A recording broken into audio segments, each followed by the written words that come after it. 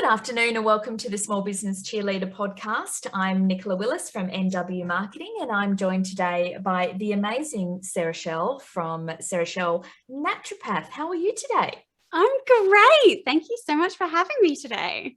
Well, you're very welcome. We're here today to talk about stress and overwhelm and really how we can deal with that naturally and how it has an effect if built up over time. Isn't that correct? We really want to find out what the long-term impact of stress and overwhelm can be, especially for small business owners. Yes, 100%. And I find it something like that whole overwhelm and stress in business life is a little bit just like, oh, it's part and parcel of running a business and it's just accepted, when it has so many long-term consequences that we really kind of push under the rug. And if we leave overwhelm and stress unchecked, then a lot of things can end up happening. So it's something that I think we would massively benefit of being a little bit more mindful of and not celebrating it as just being, oh, you run a business, you're stressed. Well, just got over it, because that's what being a business owner is all about, when it shouldn't be. Yeah, the hustle mindset. I think everyone, I know I did a podcast recently with Kirsty Peebles about that, that hustle mindset that we tend to get into as small business owners. If you're not hustling, you're not working hard enough, you're not giving it your all.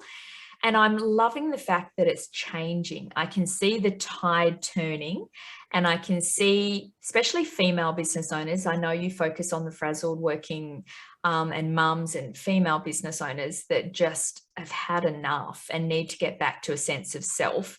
And I'm really, really happy that these options and support mechanisms are now available for us.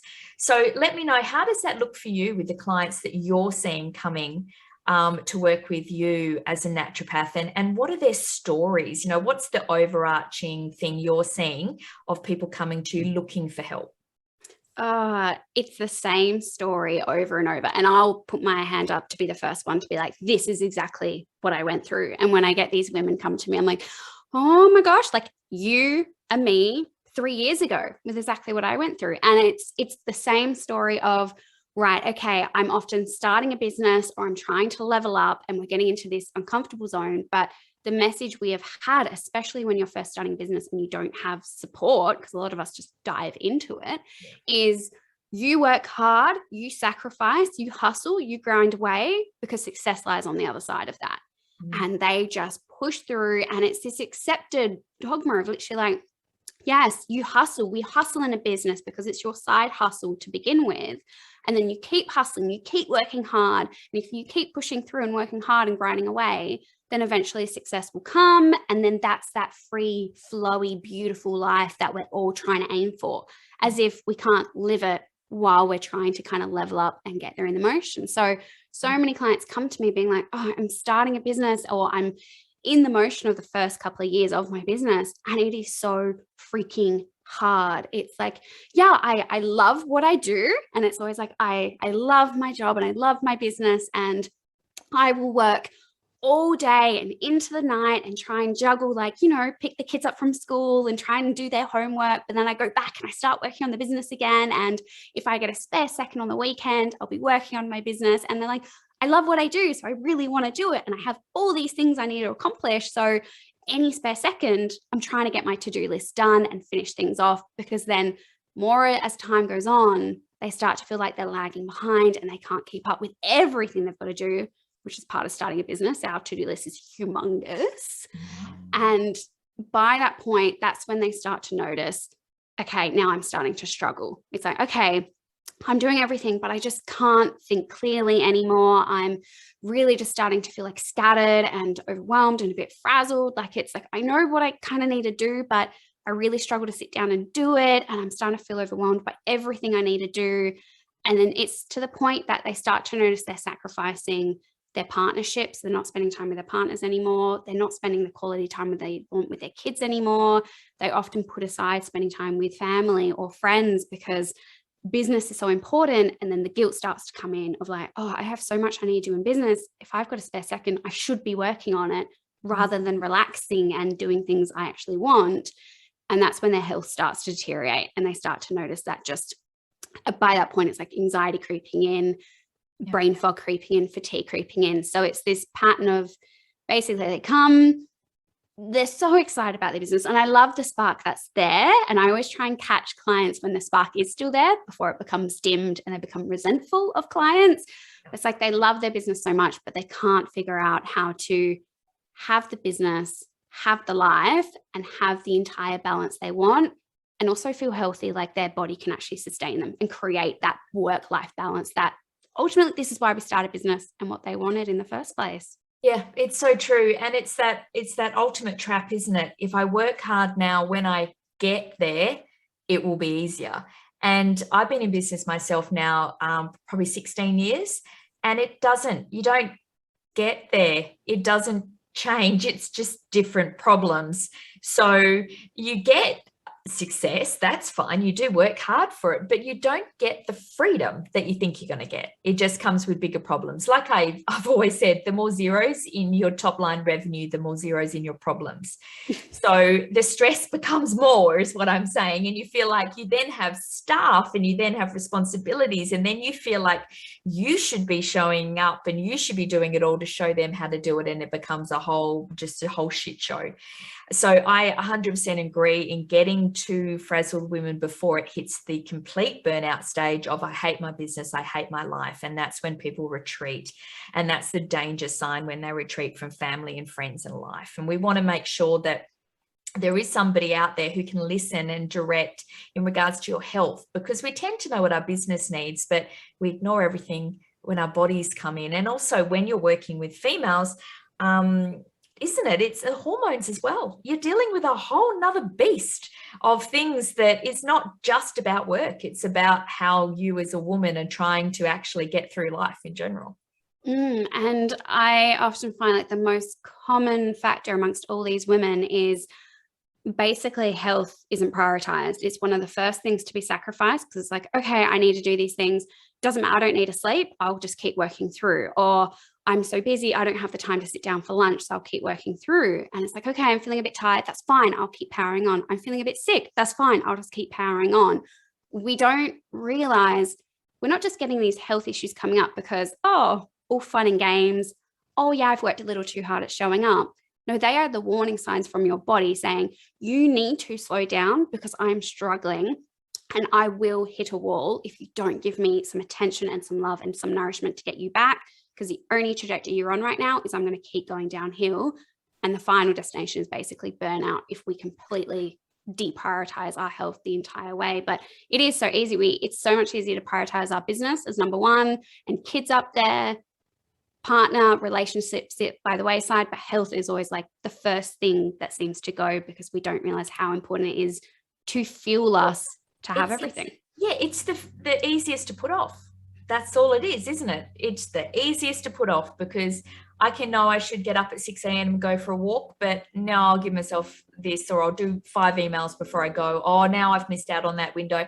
Well, that's the thing I can put off. I can't put off the 5 meetings I've got coming up in the day, but I can put off that walk. Oh no, I'll do it this afternoon when I get the kids from then. I'll do it then. Oh, but then it's then. I'll do it then. I know that that's a huge thing for me. I'll do it then. Oh no, the weekend I'll be able. No. And then you're sitting on your laptop because you've been, inspired by something, and you're like, you have to do it right now. And, that walk, hike that you were going to do is something you can put off. But you're right. Your body will tell you. It will tell you straight away that you're off track. And I think the smaller steps, isn't it, you can do at that point are much easier to put into your life than the burnout, when you're talking about big time away from work or family and really trying to build it back. So how can we feel calmer when we are feeling overwhelmed? How can we put in those little steps when our body's starting to tell us that we've got too much on our plate? Super easily. And this is the biggest thing I say, listen to this red flag. If you are feeling overwhelmed and stressed, I say it's the best red flag you are going to get, because any other red flags from there are going to be nasty ones that, as you say, they're going to be much more unresponsive to any kind of treatment or any kind of self-care. So if we are starting to notice, okay, I'm feeling a little bit overwhelmed, I can't think clearly, the stress is creeping in, basically, you need to work with your hormones in that moment. And when I specifically mention hormones, I mean like your stress hormones, cortisol and adrenaline. because they are going to be super responsive right now, because basically when you're overwhelmed and stressed, your cortisol and your adrenaline are through the roof. That is what's making everything scattered, feel heightened awareness, just feel kind of like that buzzing, can't sit still, can't think clearly energy.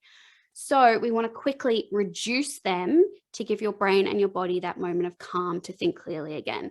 And the easiest way to reduce them is, I always tell clients, number one, we start with 5 belly breaths. So breathing has sometimes become a little bit overinflated, like, oh, just breathe and you'll be good. No, there's a lot of scientific data behind breathing, especially when it comes to cortisol. So the way I always teach it, and it can take a little bit of practice, is we always want to breathe through, in and out through our nose, as long as there's no respiratory sinus issues. And when you're breathing in, always put your hand on your belly and aim to feel your belly rising within each breath. So we're not using our lungs, because then that's using our neck and our shoulder muscles, which are part of that hyperventilating, shallower breaths, which actually increase cortisol. But if you are using your belly, it means you're using your diaphragm, which does not use any cortisol, but actually switches your cortisol off. So basically, we're wanting 5 of those breaths, go to whatever's comfortable of in breathing, out breathing, feel your belly rise at least 5 times in and out. And in that time frame, it'll just allow your stress mechanism in your brain and your adrenals to turn off, to stop producing cortisol, stop producing adrenaline, and give your body that just break it needs in the cycle to be like, whoa, okay, back down to baseline, back down to kind of grounding, figuring out what's going on. From there, because often we breathe and then we try and jump right back into it, and then your adrenals are going to shoot back up again immediately, is have a 16-minute break. So a lot of studies show we just need that 16-minute break for your brain to be totally switched off from any technology. So this doesn't mean going and scrolling on Instagram for the fun of it. It's switching off from all technology, all stimulation, all papers or anything that is work related or gets your brain thinking. You literally kind of want to sit there in like a nothing zone. So what I like to always suggest is binding this with something you really love doing. So if you love going and standing out in the sunshine, if you love and just lying down in the grass, if you love going and cuddling your dog, go and do that for 16 minutes, because it will just give that reset for your brain to absorb all the information you've processed previously, figure it out, process, and store it away. So it stops being on the forefront of your mind, triggering your adrenals to be like, okay, remember this, remember this, remember this. Gives it a chance to calm, and it gives you a chance for your adrenals to properly reset, to bring that cortisol and adrenaline down, so that when you start work again after that 16-minute break, you're starting at baseline again, so that your cortisol and adrenaline is slowly creeping up with your work, rather than coming back to it and you're already at 80% capacity of cortisol and adrenaline, and you're so easily going to get to overwhelmed again because you've only got 20% allowance rather than the entire 100% to build yourself back up. So it's really honestly those 5 breaths and then having a 16-minute break. And for some reason the studies, it's 16 minutes. So don't go 15, definitely do 16. Have that 16-minute break, and it will do wonders to just switch your adrenals off and give you a chance to feel calm again, so you can come back to everything that you're doing and just feel much more clear-minded, know what's going on, and give your body that reset it needs. But then lastly, most importantly, it's like, okay, all well and good that we reset your hormones to stop that stress response in your body. Give yourself the chance in that moment of calm to figure out why you're feeling overwhelmed and stressed. We get so much more clarity when we're in a calmer brain state. So in that paused moment, be like, okay, what made me feel really frazzled and overwhelmed right now? Is it the fact that I feel like I have a ton of to-dos that I need to do and I can't get on top of it? Then be like, all right, I'm going to choose the top priorities and choose the top 3 things that I need to focus on this week. Ignore the rest of them because they need my attention the most. Or if it's feeling like you're struggling to create social media posts because you're wondering what everyone's going to think, and if you're doing it right and if you're going to attract the right people, then come back to your why and your business center of like why you started this business and who you want to create that's easy and fun, because people are going to come to you for who you are in your business anyway, rather than what seems like the perfect post. So figuring out why in that moment of calm, and then figure out a plan of action to do it differently and do it in a way that lights you up and feels easier and simpler for you, so that the overwhelm doesn't creep back in again next time. Love all of that. I just was doing my 5 breaths while I was here because I am the most guilt-ridden person when it comes to breathing. I go and I go and I go and I go, and then I go to bed at night and I wonder why this part of me is all up here, because I haven't allowed the breathing to come from down here. And I am the guiltiest when it comes to that. I go to bed and I go, why am I so deep? I'm all dehydrated. And I do a lot of the headspace, the 10-minute quick ones, which does the body scan, and allows you to do those breathing. 10 minutes, sit in the, I've got an egg chair at the back there, sit there and just 10 minutes. If you can't fit 10 minutes into your day, you have issues anyway. And that's another thing that you need to sort out. But yeah, 10 minutes at least of something. But now 16, I'm doing 16 so that I get the studies, and I'm going to do an extra on top of my 10 so that I know. But yeah, I get that. And the difference I feel is amazing when I do those breaths. So you're right, there's science behind it. It's not like we're just trying to make you sing Kumbaya and become some meditation guru. If you can't breathe 5 breaths and just give yourself time, then, there's a lot of things you need to work through in your work-life balance and what really means something to you. And you're talking my language when you talk about what lights you up. And sometimes just coming back to why you're doing what you're doing, and are you really needing to do all this stuff that's overwhelming you, and really start to put an action plan. It might even involve, the whole just spending 10 minutes journaling and just writing it down, because if you can get it out of here onto paper, it either doesn't look that bad or it looks like you have a plan of how you can address it. So yeah, 100%. I love all of that, because overwhelm is real, and I talk about it a lot in everything I do with my clients, because I base on how to reduce overwhelm in your messaging, trying not to be everything to everyone. And that comes down in life. Like you said, if you're overwhelmed because you're worried what everyone's going to say, or you've got 5 reels to film and you've got no idea how to start, or, you're supposed to be doing all this, there are no rules. Try and remember that. Just because people say, do this, there's no rules to life. You've got to do your own. Do you, boo. Stop getting caught up. My gosh. So I love everything you said, because that is 100% what I tell my clients and try and do myself. But, I'm a little bit guilty. I always say, do as I say, not as I do. I tell my clients a lot to segment stuff and step by step, and start with the little things and write it down. And then I'll have a to-do list with 100 things, and I'll be like screaming at myself at 9 a.m. How the hell am I going to do all this? And then by 1, I'm like, what am I doing? I just spent time with clients telling them to not do this. What? So step back, rethink it, and just start again. You can always start again. There's no too late. There's no, I can't do it. It's just, all right, okay, start again. Because, I might have had a week that was horrendous. Well, we all have them. It doesn't mean you're going to get it right every 5 minutes. People have to stop comparing themselves to everyone else and thinking that they all have it together.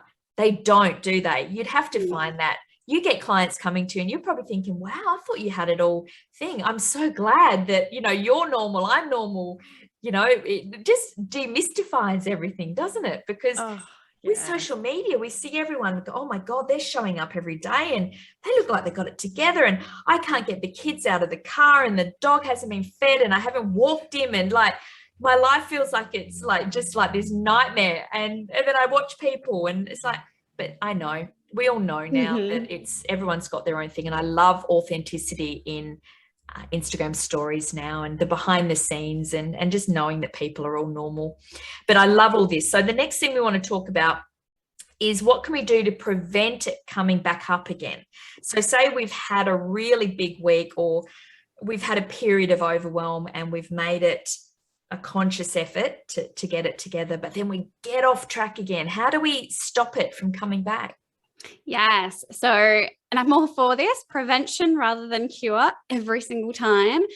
The way I like to say to prevent it the most, because we're all human beings, we're going to have things, absolute doozies thrown at us out of nowhere, whether it's in business life, personal life, wherever. So the best way to support yourself, and the easiest way to support yourself, because we can't necessarily control the mind that easily, is support your hormones to always be on your side. So at least if you go into a day that is absolutely horrendous and suddenly it's like, well, okay, I've got 2 deadlines coming up that I completely forgot about. This should be an overwhelming experience. You already have your hormones on your side, starting cortisol and adrenaline at the lowest place possible so that you can get through those tasks and not have overwhelm make you paralyzed and procrastinate. So the easiest way to start, which I find none of my clients do when they first come to see me, is eat 3 meals a day. Eat. We love food, so do not dismiss it or neglect it just because you're too busy. So the biggest thing here is we need energy to get through our days. And the easiest way for our body to create energy is through glucose or sugar in our blood. So sugar is beautiful. It makes all our energy for our cells to function, for our brain to be able to think in the first place. Our brain gobbles up about 60% of our sugar in our body. So we need so much sugar in our body to fuel. The easiest place to get that sugar or glucose is from food. And so imagine you're waking up in the morning and, you don't have breakfast because you're too much on the run and you're on the go and you just don't have time for it. And you're like, you know what, I'll eat later. Well, you're not getting any sugar from the food that's not there. So the next place your body goes is it spikes your cortisol, because cortisol gets your sugar that's stored in your liver and in your muscles and gets it available for your cells to use to create energy. You need energy to function. So no matter what, your body has to find that sugar from somewhere. No food means cortisol has to come to the rescue for you. So for so many people, it's like, yes, breakfast is the easiest meal to skip. So instantly you're starting off your day with so much cortisol, which then triggers your adrenaline and your glutamate and your histamine, everything else that makes you really, really anxious and overwhelmed. But then if you've also got that stage of skipping lunch because you're too busy, then we're also having the same situation of cortisol having to come to the rescue to give you energy as well. So 100% have 3 meals. And they don't even have to be wholesome, proper, sit down, nourishing meals.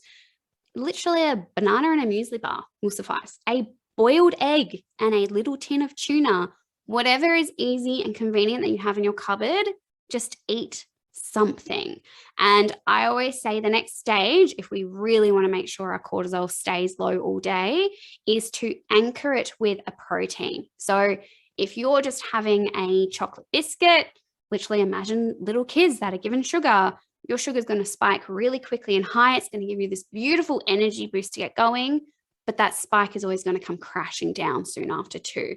As soon as that crash happens, cortisol gets spiked straight after to give you the energy to keep going. So if you anchor it with a protein, literally it can be 5 peanuts or have a little bit of peanut butter or anything else that's easy to grab, then that blood sugar spike actually stays much more stable and balanced, and it won't go up and down really quickly, but it will stay stable over the course of many hours. So have some form of protein for breakfast, for lunch, and for dinner so that your blood sugar stays really stable all day, energy stays stable, so then your cortisol will stay low and it won't impact your overwhelm and everything like that. So food is the easiest thing, but the first thing that, again, we put by the wayside instead.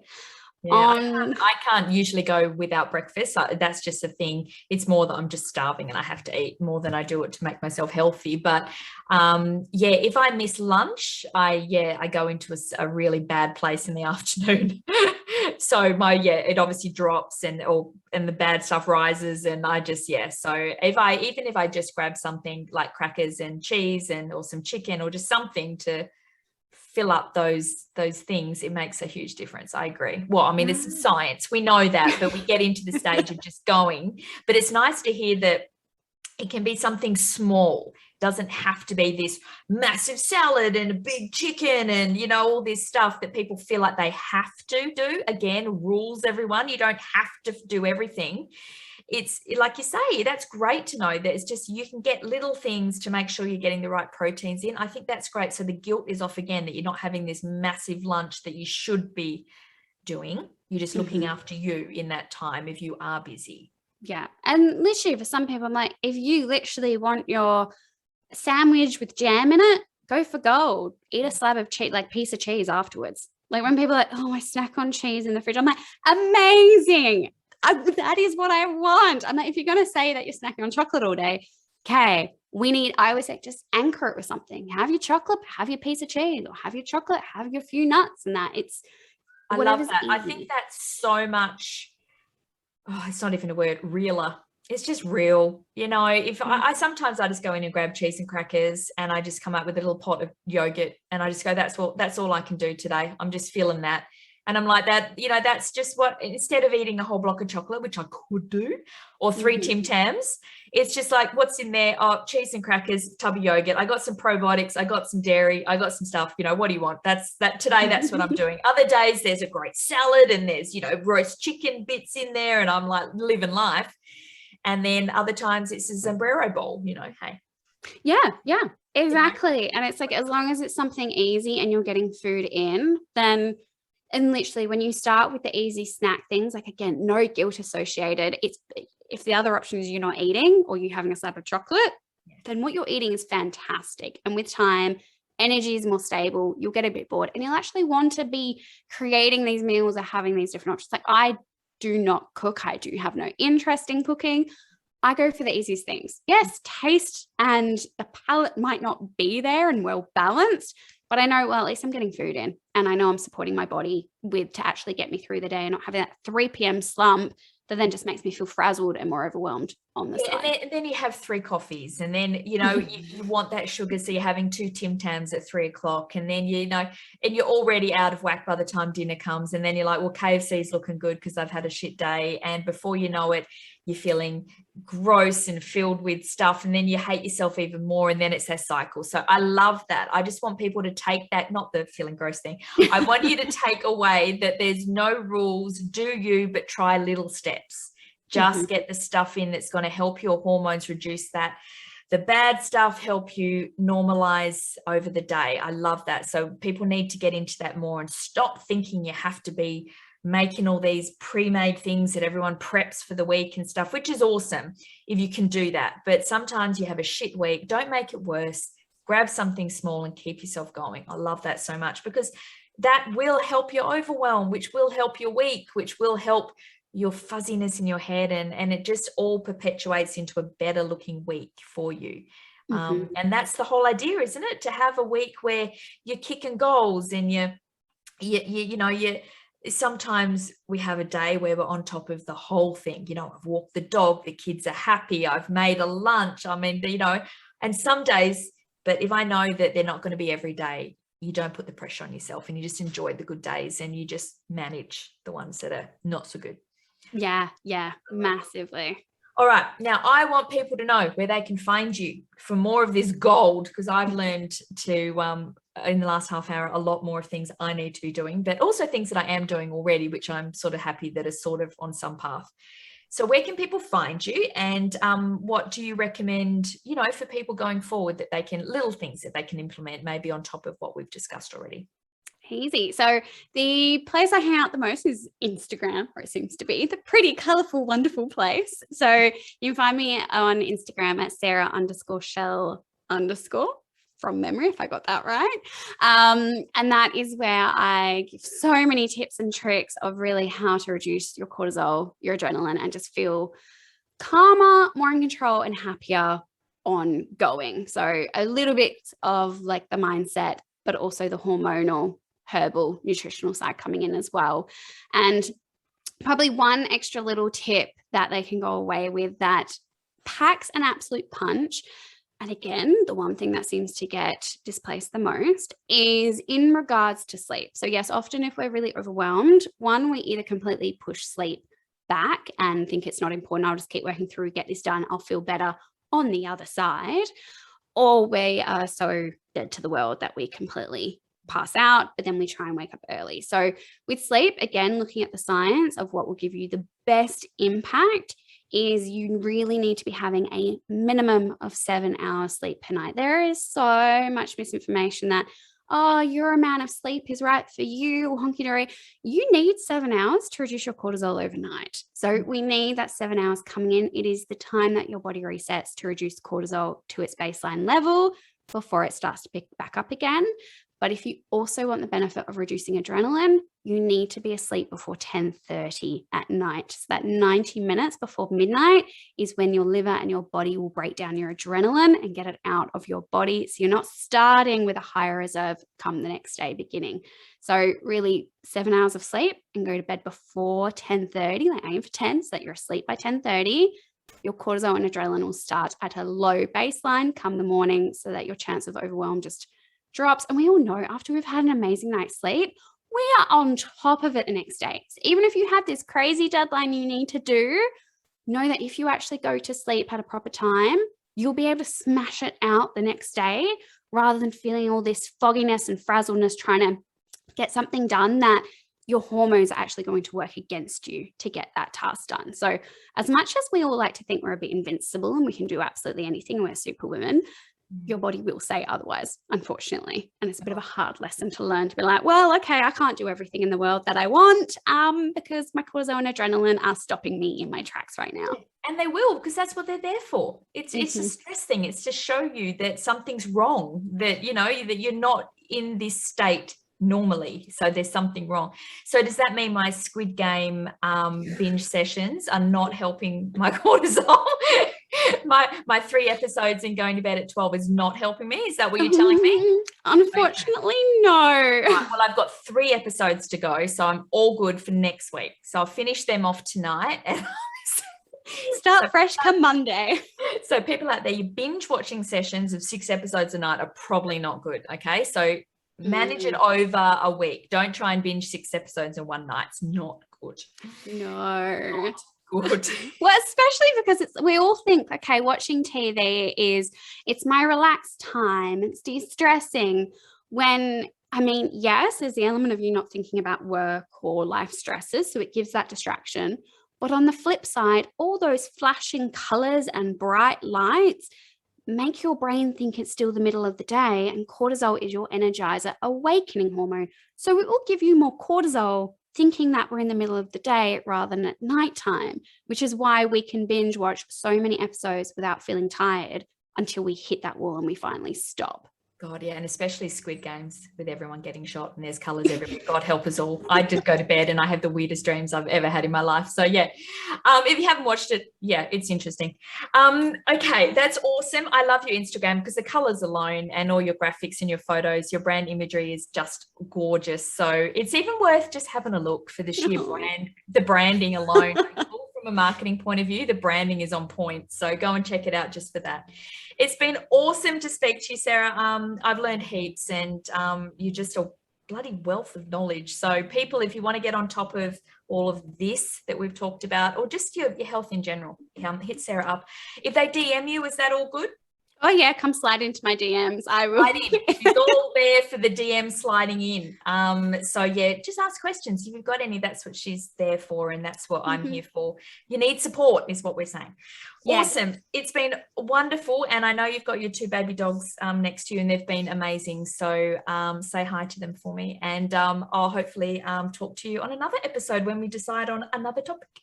Yes, perfect. Thank you so much for having me. It's a topic I could drivel on all day about. So, well, don't worry. I agree. And I love anything where we take snippets away that we can implement. Love that.